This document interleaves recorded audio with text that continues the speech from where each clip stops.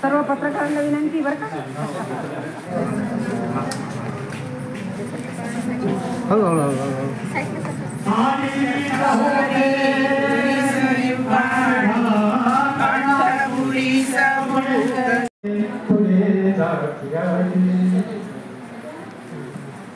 अन्नवस्त्राची साडी आभाळा, अन्नवस्त्राची साडी आभाळा म्हणून दादा म्हणले होते. आम्ही होते अंग झाकऱ्या कपडे तरी बिचारे आधे होते अंगामध्ये. आणि म्हणून दादा म्हणतात अन्नवस्त्राची साडी आभाळा, त्या घरातील भीमाईची बाळ, त्या लेखनीची साडी आहे, लेखनीची साडी आहे, बालकाची ते वाडी आहे. हा माहिती आहे सर.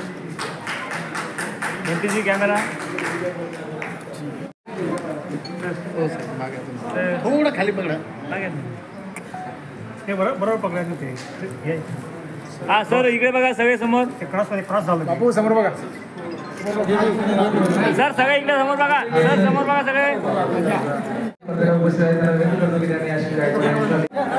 हा इकडे सर समोर. हा सगळे इकडे कॅमेरा बघा. Camera sir camera.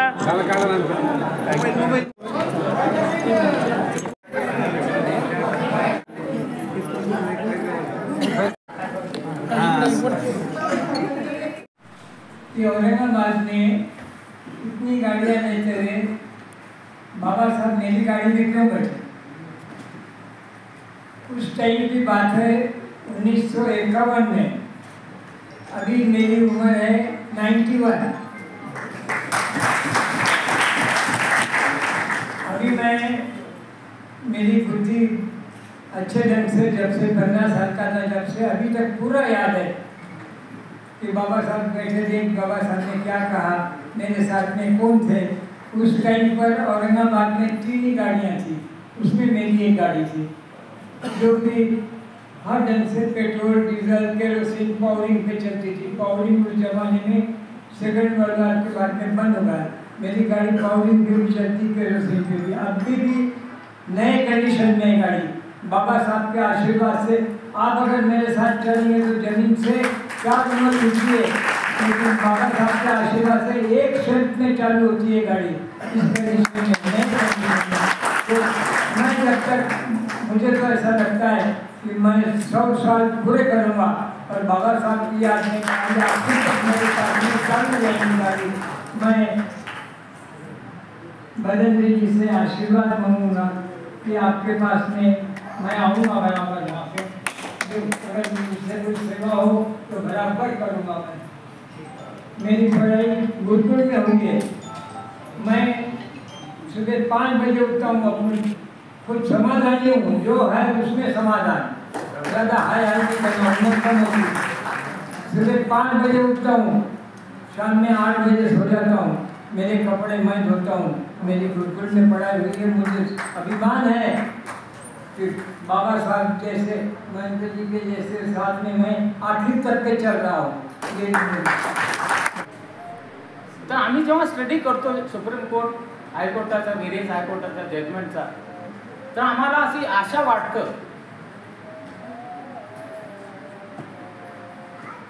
ह्या लाईनवर, वक्फ बोर्डच्या लाईनवर महाबोधी महाविहार हे बोर्डाच्या ताब्यात मिळेल अशी आम्हाला शाश्वती वाटते, गॅरंटी. त्याला एक सूचित मी एक उदाहरण देतो. ज्या सुप्रीम कोर्टाच्या जजेसच्या समोर ही पिटिशन आहे,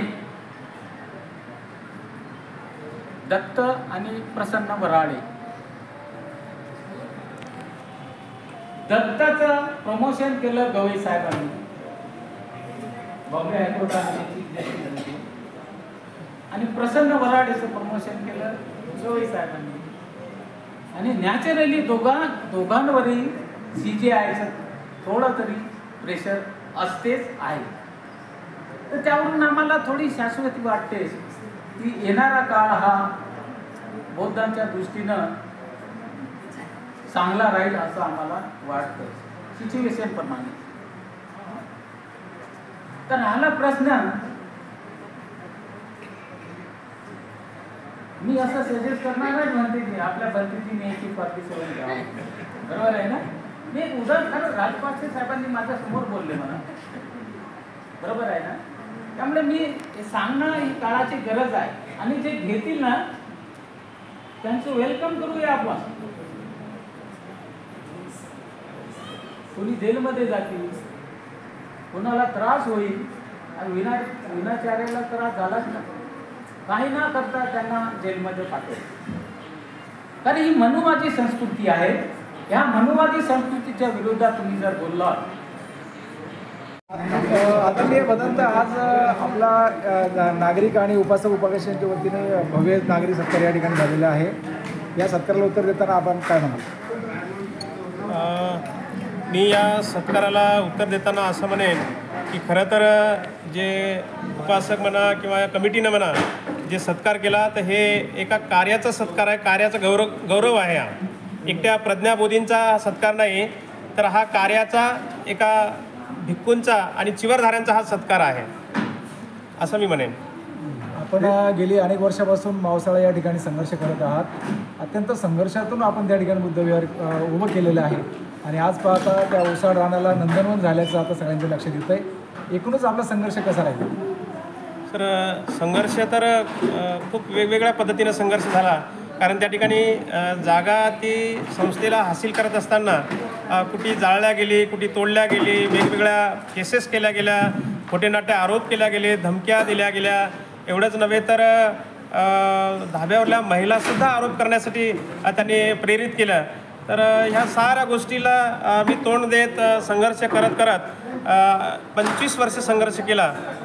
सुरुवातीचे 15 वर्ष खूप मोठा तीव्र संघर्ष झाला आणि त्याच्यानंतर तो संघर्ष निवळत आज 25 वर्ष झाले. ती जागा आपण मिळवून घेतली. आज सातबाऱ्यामध्ये नाव आलेलं आहे आणि त्याची मोजणी बाकी आहे. आता मोजणी आपल्याला लवकरच मोजणी मिळेल 5 एकरचा.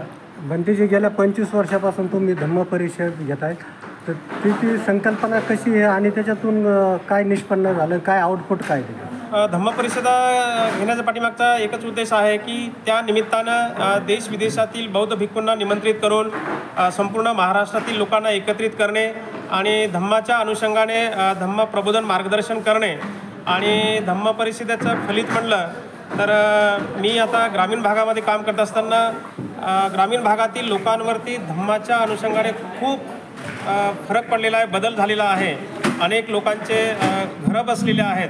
एवढंच नव्हे तर उद्ध्वस्त झालेले संसारसुद्धा आज त्या धम्म परिस्थितीमध्ये येणाऱ्या वेगवेगळ्या भिक्खूंच्या प्रवचनानं मार्गदर्शनानं त्यांच्या मनाचं परिवर्तन होऊन बरेच लोक निर्व्यसनी झाले, व्यसन सोडलं आणि धम्माचं काम करत आहेत. आणि अशा पद्धतीने धम्म परिस्थितीचं एक फलितच म्हणावं, माझ्या मते तरी फलित आहे. तुम्ही बौद्ध म्हणजे तिथला विकास केला आहे बुद्ध विहाराचा, तर आगामी काळात काय नियोजन आहे? काय तिथं हॉस्पिटल बनवणार का काय काय बनवणार? तसं मला मावसाळ्यात जाण्याच्या अगोदरच माझा संकल्पनाच होती की त्या ठिकाणी शाळा, कॉलेज, हॉस्टेल, अनाथाश्रम, वृद्धाश्रम, भिक्खू training centre, Vipassana meditation centre अशा पद्धतीने त्या ठिकाणी निर्माण करायचं. परंतु ते करत असताना माझे 20-25 वर्ष केवळ आणि केवळ संघर्षात गेले. इथून आता जसा वेळ भेटेल तसा मी डेव्हलप करण्याचं काम करणार आहे. कोणताही विकास करायचा तर त्याला निधी लागतो, तो हा निधी कसा उभा करणं, शासन स्तरावर काही प्रयत्न सुरू आहे का? आता जागेचा प्रश्न मिटल्यामुळं शासन स्तरावरला बी निधी घेता येईल आणि उपासकांच्या दानातूनही तिथे डेव्हलप करता येईल. आता अडचण नाही राहिली आपल्याला. कारण सुरुवातीला अडचण होती तर कुठल्या देशातले विदेशातले भिक्षू तिथं लक्ष घालायचे तर ते म्हणतात टायटल क्लिअर आहे का, एक. त्याच्यानंतर कुठला निधी आणायचा तर तिथं जागेचा प्रश्न होता. आता मला वाटतं जागेचा प्रश्न तो राहिलेला नाही. आपण शासन स्तरावर बी निधी आणता येईल आणि उपासकांच्या दानावरूनही ते डेव्हलप करता येईल. या निमित्ताने उपासक उपासिकांना काय आवाहन करणार? या निमित्तानं मी उपासक उपासिकांना आवाहन करेल की मी आतापर्यंत, कारण ती जागा आपल्या ताब्यात नव्हती, वादाची जागा होती, म्हणून मी आतापर्यंत कोणालाही दान मागितलं नाही. जे काही मागितलं ते वस्तुरूपाने मागितलं आणि त्या ठिकाणी मी ते डेव्हलप केलेलं आहे. तर मी या आपल्या सर्वांच्या माध्यमातून मी उपासकांना आवाहन करेल की आता जागेचा प्रश्न मिटलेला आहे, तिथे डेव्हलप करण्यासाठी सर्वांनी पुढे यावं मी एवढंच मी सांगेल. परंतु एक शेवटचा प्रश्न असा आहे की अनेक तिथल्या धर्मांध जातीवाद्यांनी आपल्या कुठेही जाळण्याचा प्रयत्न केला, आपल्याला तिथून घालून देण्याचा प्रयत्न केलेला आहे, परंतु त्यांची मानसिकता आता बदललेली आहे का? त्यांच्या मानसिकतेत काही बदल झालेला आहे? निश्चितच सुरुवातीला तीव्र त्याने जो विरोध केला, जाळण्याचा प्रयत्न म्हणजे जाळलीच कुठी एकदा तोडली, परंतु आता त्यांनी कार्य बघितलं. मी तिथे शिवाजी महाराजांचा पुतळा बसवला, शिवजयंती साजरी करतो, प्रत्येक पौर्णिमा साजरी करतो आणि धम्म परिषदेच्या माध्यमातून तिथल्या लोकांना पण प्रबोधन होऊ लागलं हळूहळू. तर सर्व लोक बदलले. जो तीव्र वाद होता आणि तो निवळलेला आहे. गावातले लोक आता सहकार्य करतात.